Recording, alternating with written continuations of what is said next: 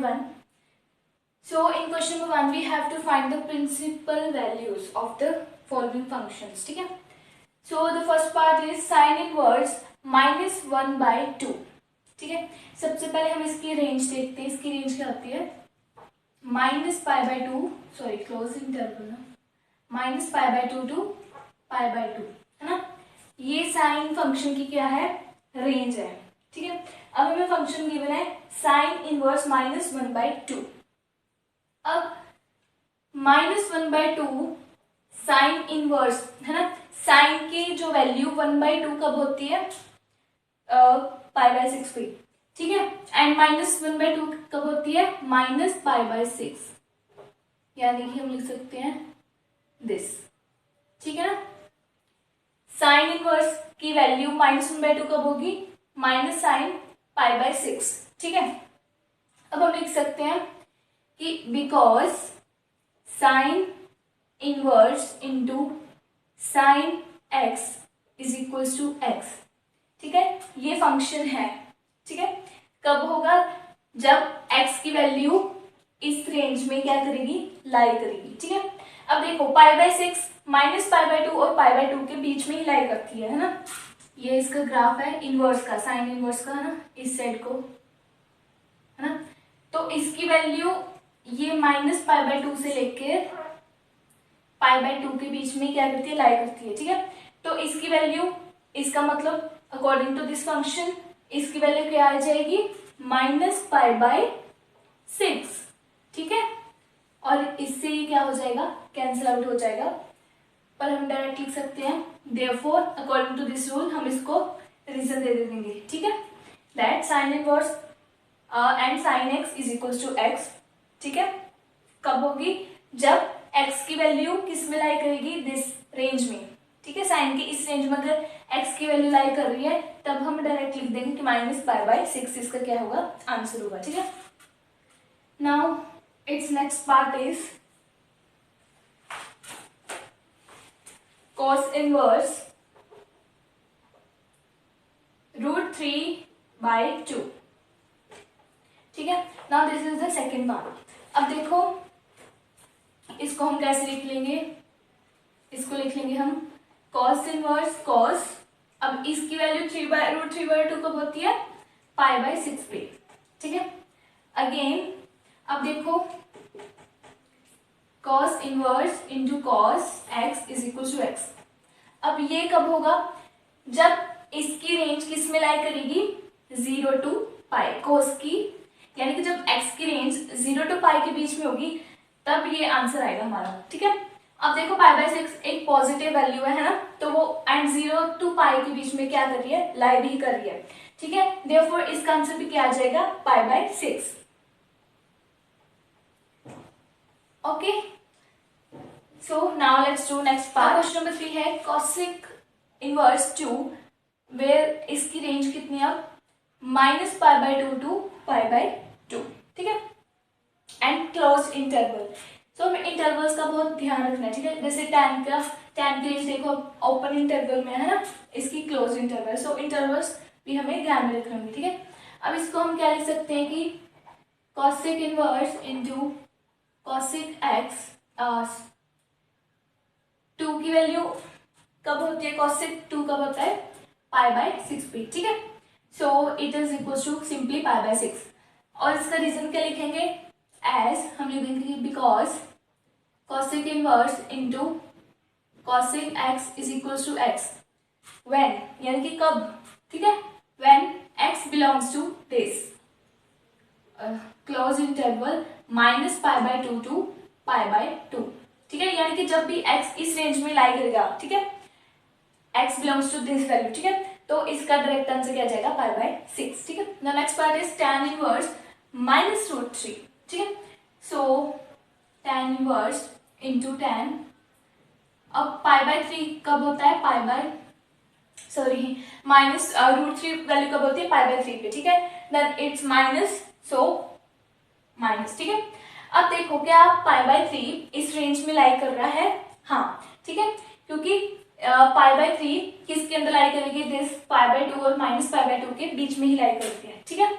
So simply we can write it as minus pi by 3.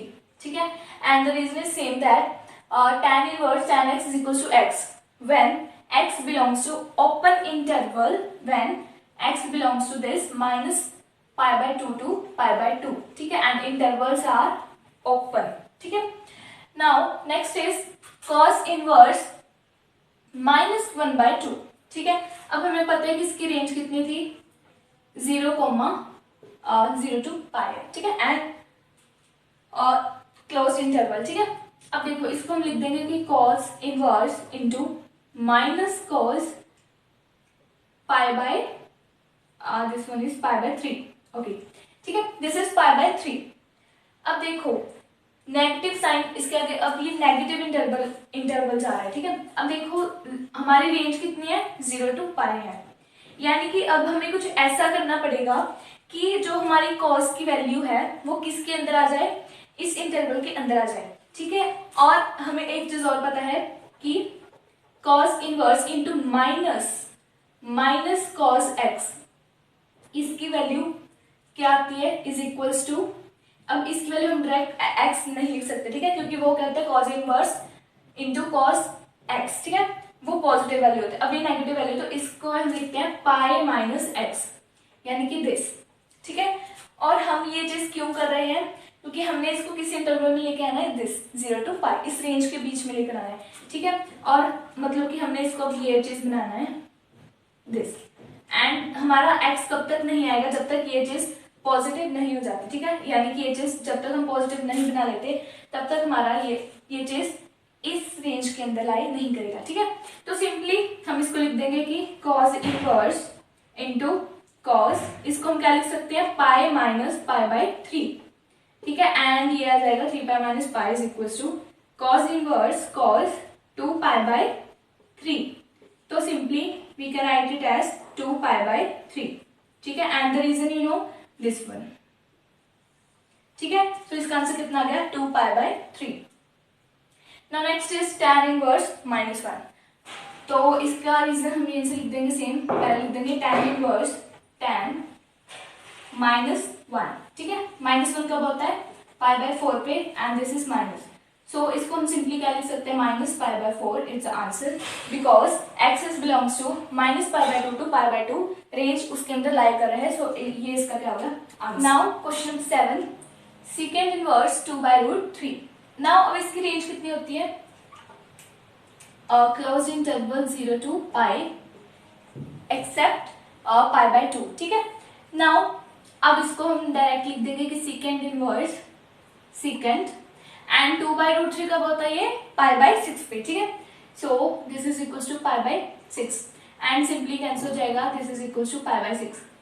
अब हमने ये क्यों लिखा है, क्योंकि पाई बाय 6 0 टू पाई के बीच में क्या करता है लाई करता है. ठीक है, सो इसका रीजन फिर से वही लिख देंगे कि second inverse second x is equals to x कब, when x belongs to this 0 to pi.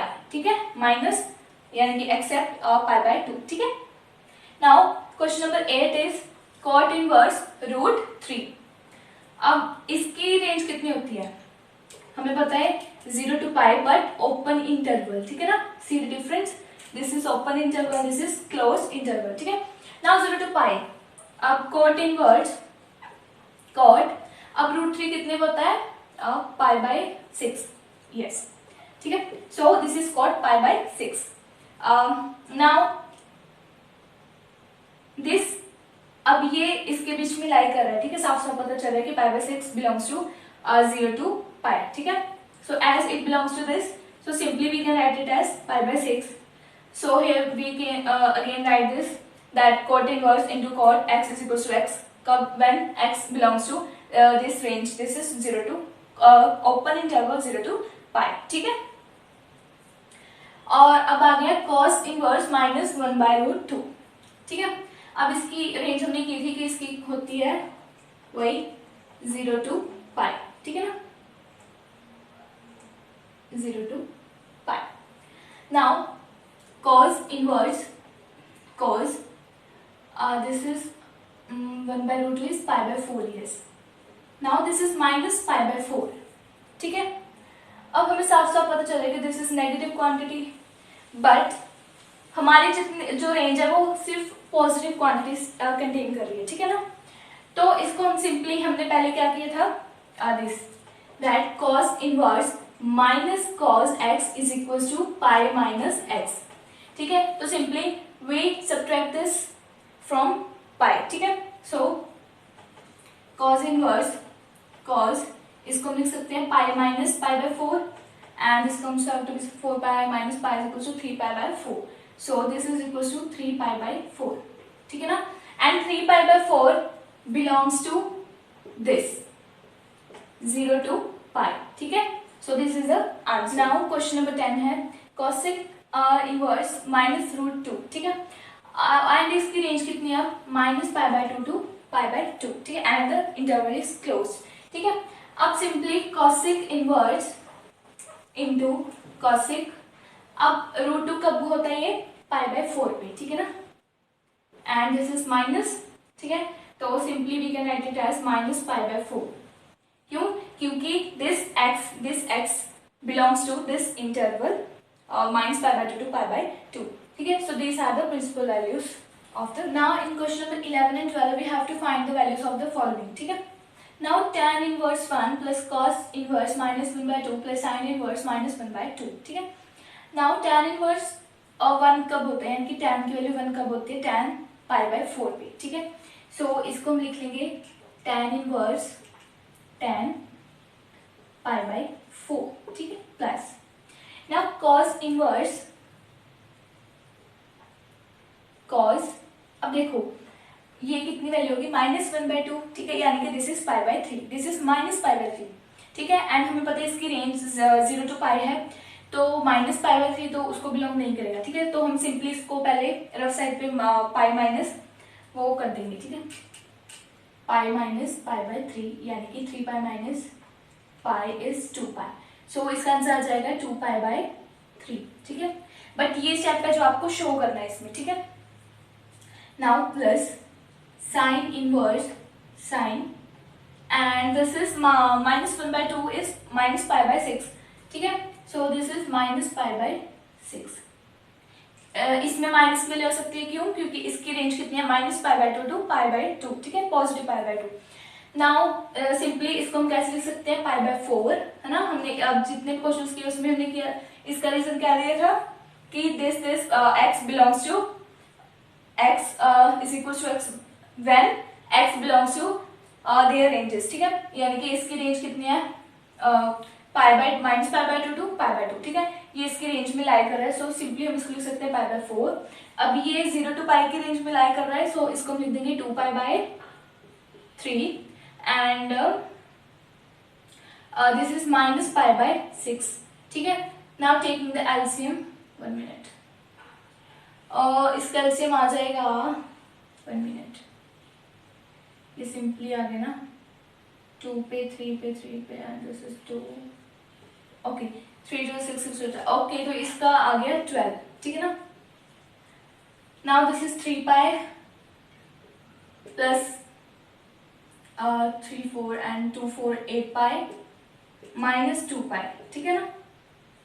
So this is equal to 8 9 10 11 and 11 में से हो गई 9, this is equal to 9 pi by 12, which is equals to 3 pi by 4, ठीक है।